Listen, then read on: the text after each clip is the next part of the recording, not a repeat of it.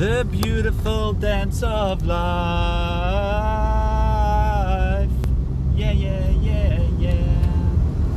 Whoa, whoa, whoa, whoa. So yeah, I was going to say a little video for you, specifically you, and everybody else.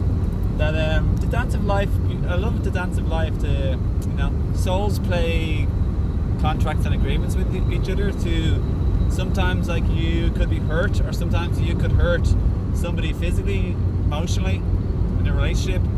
We could be the son, father, daughter, mother, or cousin, uncle, nephew, or friend, and we're all coming from the same soul group.